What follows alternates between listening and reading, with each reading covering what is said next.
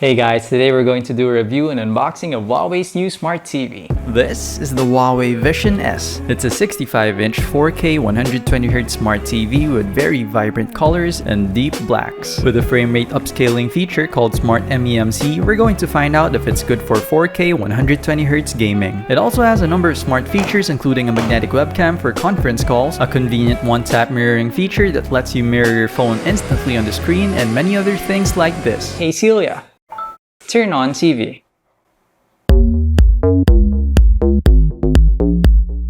Just a short teaser, for the past 3 months, my workspace has been completely running on solar power. I'll be posting some DIY tutorials soon on my workspace renovation video series. Let's get to the unboxing. Based on the instructions from the box, open the top first to access the accessory pack.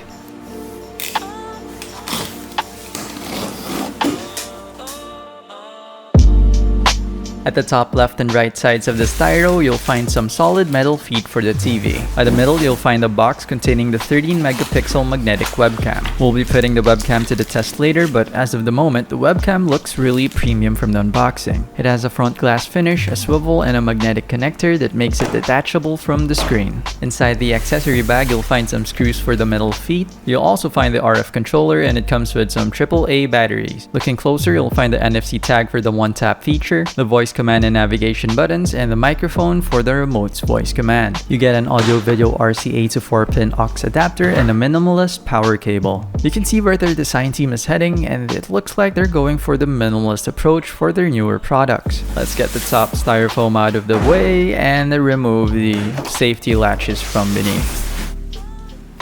After removing the plastic sleeve, the TV looks really sleek from the top and up front, while having a bit of a hunch at the lower back end of the screen. You can find the magnetic connector of the 13-megapixel webcam at the upper rear center of the TV. It has 2 joints and you can reposition the vertical angle of the webcam. There's only one button for the TV, and it's the power button from beneath. Technically, there are 3 ways for controlling the TV: using the remote, your smartphone, or the voice command feature. At the right side, you have a USB port for the smart TV. There are also 3 HDMI 2.1 ports. The middle is an HDMI ARC, and it is compatible with external controls for home theater systems and soundbars. They've gotten rid of the AV RCA port and decided to merge it with a 4-pin aux instead, so you have to use the provided adapter for older RCA devices. Aside from the built-in Wi-Fi receiver, you have an Ethernet port and an SPDIF digital audio connector. The power cable is detachable and the connector is at the left side of the TV. The speakers look really promising. There are 4 10-watt speakers in total connected in a 2-way tweeter woofer configuration. The metal feet looks minimalist by design and seems to be solid and sturdy as well. You get the standard VESA mount for 65-inch screens, but take note that the brackets are not included. Before we mounted the TV on the wall, I added some extra RGB strips around the rear panel of the TV, a Wi-Fi RGB Alexa compatible controller, and velcroed the free 4K Android TV box my unit came with. For the cable management, I bought a rectangular PVC conduit for concealing the wires, grabbed the trash bin, a plank of wood, and used my hacksaw to cut it to the length I need. I then applied double-sided foam tape for mounting it to my wall. Now insert your cable to the conduit and carefully snap it back in place. And ta-da!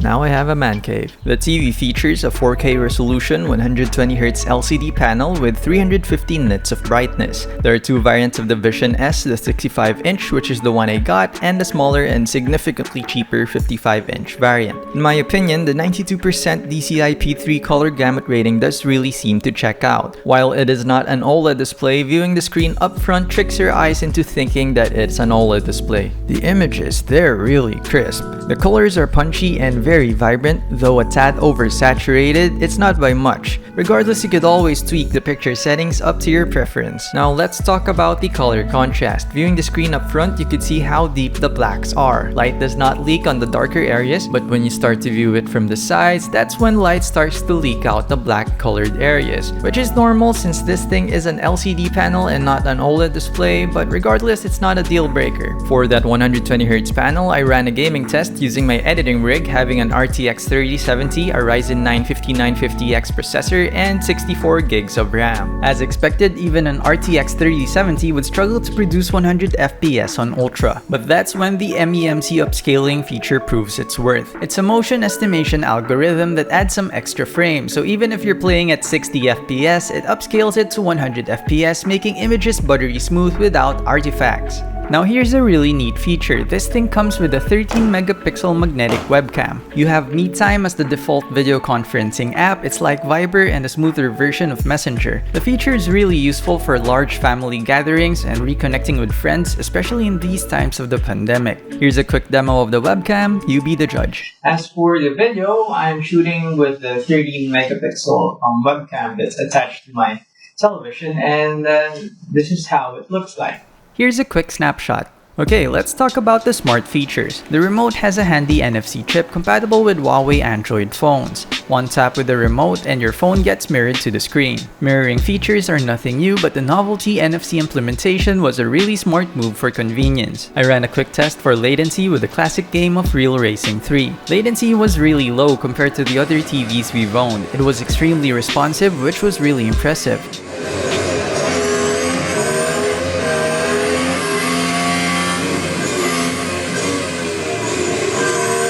The TV has 6 microphones in it, and it's being used for the voice recognition feature. Even when it's turned off, you can turn her on by saying, "Hey Celia, turn on TV." Perfect. Now you can navigate through the menu, the settings, and almost everything on Harmony OS using your voice without using the remote. Kindly decrease the brightness. The brightness is now set at 0%. Perfect. Kindly play some music, please. Alright, let's listen to some music. And yes, you can turn the TV off by using your voice. Again, "Hey Celia, screen off." The speakers. The speakers are really good for a sleek TV. Here's a quick sound test. We need a pilot! We got one! You! Turn on that ship! That's garbage! Dialogues are clear, good voice separation, and it has punchy bass. Overall, the speakers are good. This thing is not an Android television. The thing runs on Harmony OS, Huawei's new operating system for smartphones and smart gadgets. Harmony feels really light and responsive, and the UI implementation is satisfyingly simple. As of the moment, the OS is new, making it feel a bit lonely like the earlier years when Android was new and had fewer apps at its library. And we all know the ongoing trade war, so YouTube, Netflix, Disney Plus, and Prime Video aren't on this OS. Nonetheless, you can access these apps by connecting the TV to an external Android TV box. Luckily, when I got the unit, it came with a free 4K Android TV box. It's a third-party Android TV box from a French company called Strong. For a free TV box, this thing felt premium and is fully loaded with ports. 2 USB ports, external storage, Ethernet ports, HDMI, optical, well, you name it, it has everything. And yeah, you get the standard Android TV box RF remote with the Google Home Assistant voice command feature as well, an HDMI cable, and the power adapter.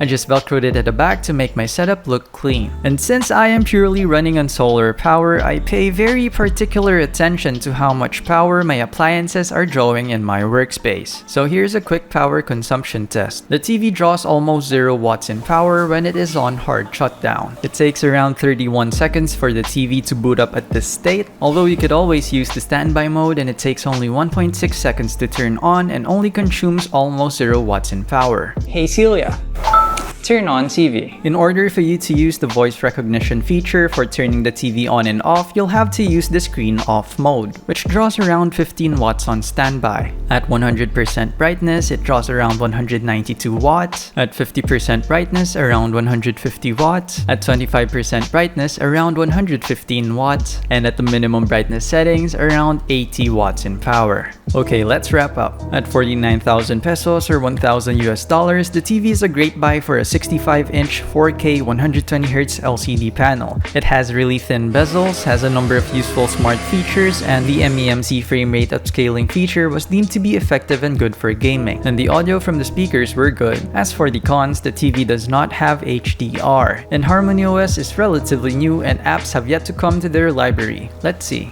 I hope you guys enjoyed this review. Thanks for watching.